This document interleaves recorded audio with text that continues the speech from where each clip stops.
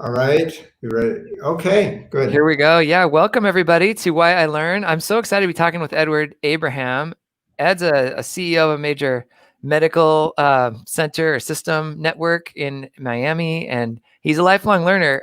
Ed, I'd love to start with something kind of unconventional because your nephew is a good friend of mine. He told me that there were talks that you had to give about medical stuff, and you actually taught yourself the language that you needed to then be able to give the talk. Is this a true story or is this embellished? So I'm wondering if he's talking about giving the talks in foreign languages. Yeah. Not just medical lingo. Right. Yeah, so I lived in France for a number of years. And because of that, it was pretty frequent to give presentations in French as well. So, I've done that in France. How's your French? When did you learn French? So I started learning when I was at university, actually when I was in medical school. So after I went to Stanford, went off to Europe, I really liked French, came back and started learning it. Okay. Went to Senegal in West Africa, which used to be the capital of French-speaking West Africa. Came back, studied French more, and then got a Fulbright, went to work at the Pasteur Institute in France, lived there for a while. Wow. How interesting. So you just kind of fell in love with like the culture and the place, learned the language. Do you still speak French today? Yeah, I speak a lot of French now. Miami is very multicultural. Awesome. And, this is like the lifelong learning piece, but, languages I've really liked. So grew up learning Spanish, have been working on my Spanish a lot, learned some Swahili when I was at college. Wow.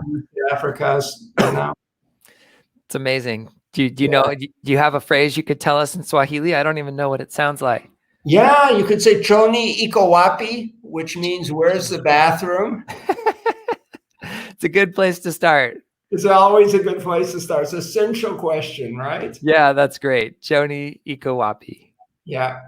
I'll have to remember that if I'm ever in a Swahili speaking place and I need to use the facilities. Well, great. Yeah, I'm just really excited to learn about your life. I'd love to hear kind of how you started as a learner. It sounds like anybody who will add to an already demanding schedule in medical school with a foreign language, which is already pretty difficult. You clearly were the type of person from a young age that isn't afraid of a challenge and isn't afraid to kind of tackle a new subject. But where did that start for you? How did you become, this type of learner? Yeah, I'm not exactly sure where it started, but it was always this idea about, broad-based learning. When I went to Stanford, I did all the pre-medical courses, but I was also a philosophy major. So I'm a big believer in liberal arts education. Yeah. I think it's really important to read and learn different things, not be just in a little box. So it was already in place there. Yeah. And it just continued. I was around a lot of people who did that. Who's your favorite philosopher? I probably David Hume is a good one. Okay.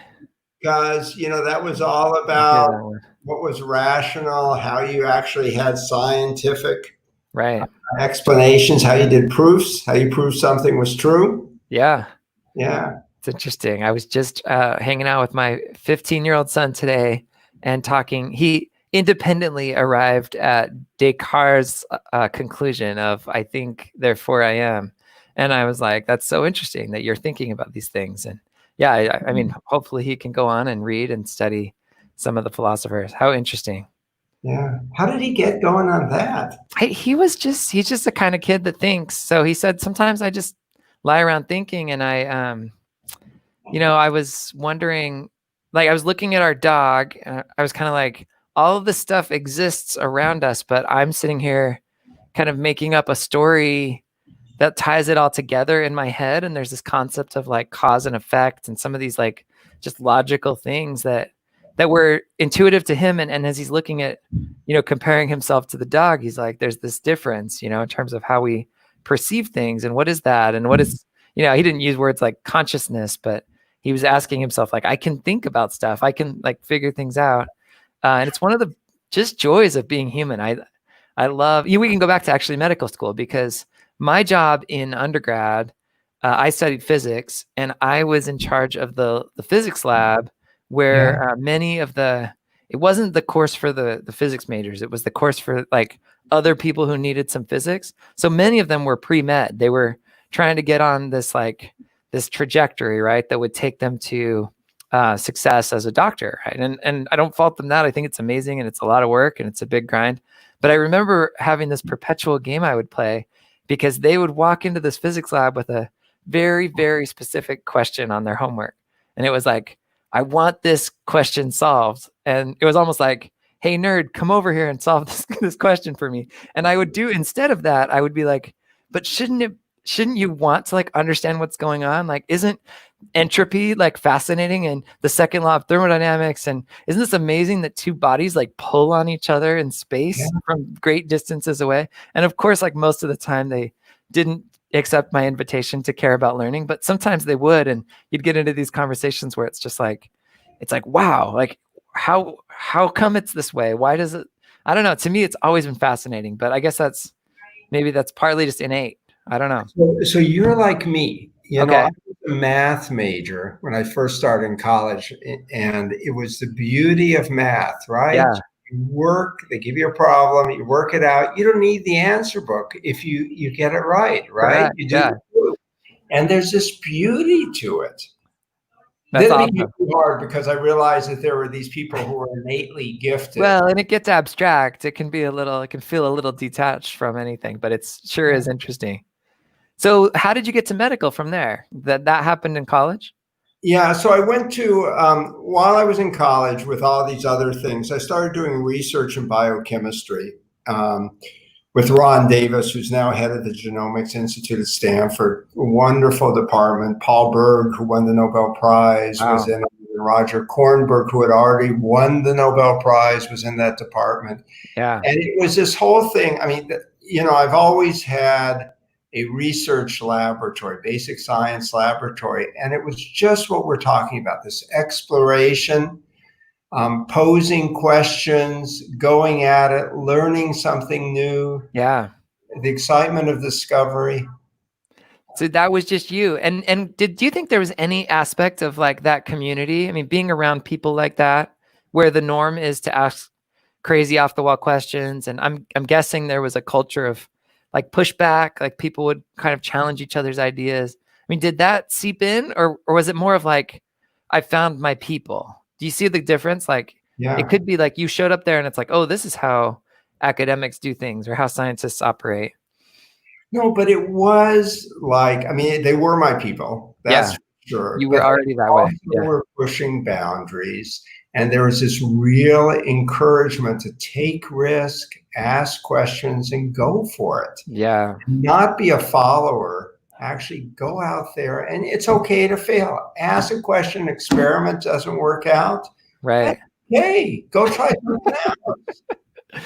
Beautiful. Yeah, that's super interesting. So how did this shape you as you kind of continued? Because I'd love to hear, you know, you went on to do other things and get involved in the administrative side of medicine. I mean, you practiced though as well, right? And you did research. Yeah. No, but it was all having this great mix for me. It was being grounded. My background's clinically is in intensive care. So you go in the ICU, they're really sick people. You add a therapy, you know, they're on a ventilator, they go off a ventilator. Low blood pressure, give some medicine, their blood pressure comes up. So there's the immediacy of response. That was great. Then there was my own research, which was always there. And that was fun with a bunch of people. We could have lab meetings with the questions. And then there was the administrative component, which was something bigger than myself, where you actually can see, you know, here, let's put together a whole cardiology program or cancer program. Yeah. And so it's a little bit like being a parent in that you get this sort of reflected glory. Other people succeed. They do. It makes you feel really good. Yeah. It could also be, you know, there's always this possibility. So for example, here in Miami, the year before I came in, the institution lost $95 million, the house system. We were able to have about $120 million turnaround the first year. So profitable. It was profitable. It was the best year they'd ever had.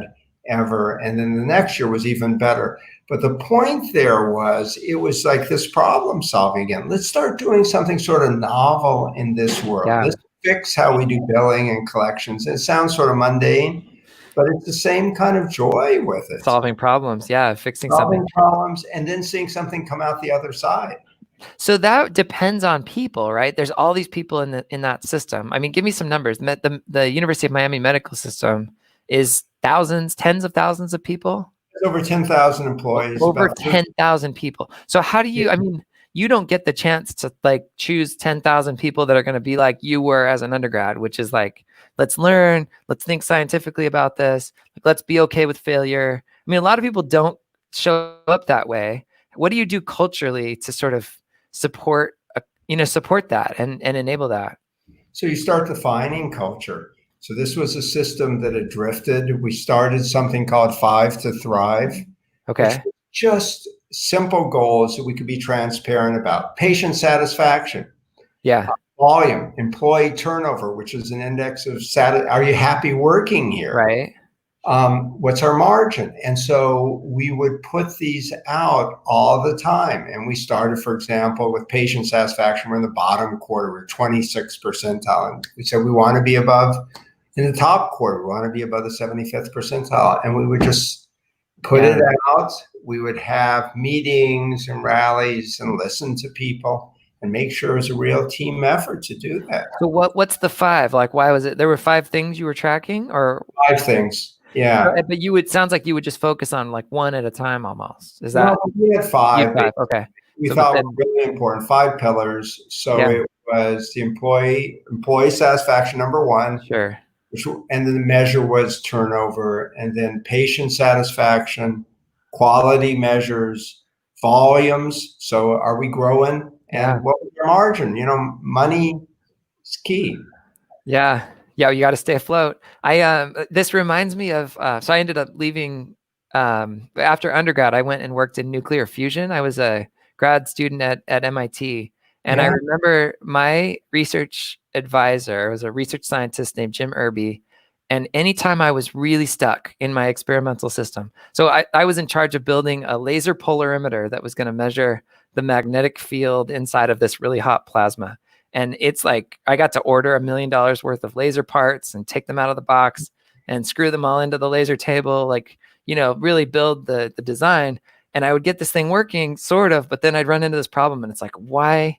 And it was fascinating because whenever I was stumped, I would go get Jim Irby. He would come in there and he would do this process. And sometimes it was literally like 30 seconds, but usually it was maybe like 4 or 5 minutes, And what he would do is he's got this monitor up in front of him and I see him like looking at the monitor and one thing after another, he's changing something and seeing what happens to the metric, right? Basically like, is this give you more signal or less signal? And he tweaks that, optimize, move on to the next thing. Is this, and I hear in what you're describing, like you did the same thing to a very complex system with 10,000 plus people and billions of dollars on the line. It's fascinating though. It's really the same type of thinking. And implicit in that, I think, is the sense of like, maybe my own biases are wrong. Like maybe I don't know exactly where the problem is. It's not about like getting it right the first time. It's about systematically making a lot of small adjustments and watching the metric. You can kind of see. But what you just said, I think, is the critical, right? I don't have the answer. Yeah. Right? It's okay to say, I do not know. And, there are a lot of people who can't do that. I saw that all the time. So I'd go into the ICU and I'd say, well, what antibiotic should we use? And they'd say, well, gee, Dr. Abraham, what do you think? And I said, well, you tell me. There's no data on this. Right. There's a lot of choices and people would just get all agitated. Right. Because I didn't have the answer. There's a pressure to have it right, to get it right the first time. Yeah. Interesting. What else do you see as hindrances to people's learning? I mean, you kind of insinuated this fear of failure, fear of doing it wrong, this desire to kind of know and have it right from the start. What are things that you've seen? I mean, you've worked with a lot of people. What are the things that get in the way of people being a learner? Well, I think lack of curiosity is a big thing. People just retreat. They know what they know. They're not willing to get out there and just learn new things. They don't care about it. And Yeah. it's a very foreign concept to me. And clearly it is for you too. Yeah. It's not how we were wired. Yeah. Yeah. How do you spark that? Have you ever seen anybody make a kind of a transition to become more curious? Is that something that happens? Yeah, I mean, periodically you see people who've had sort of restricted backgrounds that are afraid, and they take a small step and they find out, with encouragement and the Yeah. right. I mean, this is a joy, the mentorship. And so with Sure. that little bit of encouragement, then they say, hey, look at this. I'm picking Yeah. up skills. I can do it. Right. And it's great. It's wonderful. I have a friend who's a famous YouTuber. He used to work on NASA satellites and now he's on YouTube. And Yeah. it's interesting because I think he finds a lot of joy in sort of sparking that for people. Like just that first little thought of like, oh, well, what is going on here? And his things are funny. He released one today that was it's a bird feeder, but he was mad because the squirrels were taking all of the food from the bird feeder. So he made this like elaborate like sort of gauntlet that the squirrels have to get through to be able to get to the bird. I mean, it's just silly things, but embedded in all of that is this question of like, I wonder if, or how does that work? And he's just like a naturally curious person. Yeah, I'd love to just spread that. I think part of it is people are afraid to ask questions because of what we talked about before. It's almost like asking a question implies, I don't know, I don't know the answer. And Yeah. so it's For scary. the environment, right? I mean, Yeah. they're afraid that somehow you're going to ridicule them for not Yeah. knowing, or Right. that you're Which does critical. happen. Yeah, there are environments where that happens. Yeah. Interesting. Well, what else? What else should we know about you as a learner? I'd love to hear about your gardening and I think you ran a synagogue as well. Is this right? I mean, these are widely a lot of wide variety. Not that I'm not interested in a $2.5 billion medical system. Yeah. That's impressive. No, so it's having interest in doing a lot of other things. So Yeah. I think what you were talking about is I was on the board of several synagogues. Okay. And that can be a great experience or absolutely the worst experience in the world to What's have. the difference between a great experience with the synagogue and a bad experience? Well, there are boards where everybody argues. Yeah. On one. And they're all volunteers. And it's like that quote about academics. I mean, why are the battles so ferocious in academics? And it's because there's nothing on the line, really. and it's the same with these synagogues boards. Yeah. They just go at each other. Interesting. They're not understandable. And then there are other settings where there is this shared vision about, let's see where we can go. Interesting. Let's create the environment and let's all pull there. And that's a wonderful experience. It's almost connected, isn't it, to this idea of curiosity and just, I wonder if, like that setting a shared vision is really starting with that. What's possible here? It's this question. It's beautiful. Yeah. So for me, these outside community boards, I was on the board of the Y in Winston-Salem before coming to Miami. Yep. It's head of the United Way campaign here. It's just, again, I think it's pushing the barriers and pushing the frontiers and just doing something different and wanting to do something different. Gardening's the same way. Yeah. Well, what was your biggest gardening challenge? Well, I think I'm going to face it. So I'm going to get a plot in a community garden here in Florida because we're up in a condo. Okay. And from everything I understand, gardening in Florida, because of the heat and humidity, and also the fact you can't grow anything in the summer, everywhere you grow in the summer, it's totally different here. So it's going to be like this whole wild experience. Different. Yeah, you'll learn. You'll make some mistakes, I'm sure, but I'm sure you'll come out of it. I'm sure the insects and the worms are going to descend on my garden. It'll be awesome. The founding fathers, there's like a disproportionate amount of their correspondence that's about agriculture and gardens. And I think part of that was like food, you had to grow your food and that was important, but it's at least half is this curiosity that we're talking about, right? It's like, I wonder if, you go to Monticello, Virginia, and Thomas Jefferson's like, what if we tried this thing? What if we did this? And these were curious people, and it reflects, I think, in the work that they did, kind of outlining a government too. Well, they were pushing the boundaries, weren't they? New Yeah. country. Jefferson had been in France. You Yep. know, he loved the wines there. He wanted to see about having wines in Virginia and growing them. I mean, Right. going for it. Interesting. So Yeah. fascinating. Well, Edward, do you have any advice for the aspiring learners that might be watching or listening to this short conversation? Well, I think the biggest thing is to push the limits, take a risk, and go for it. Yeah, Anything else? I love it. Well, thank you so much, Edward Abraham. I really appreciate you being on the show today. It's great. Thanks for having me.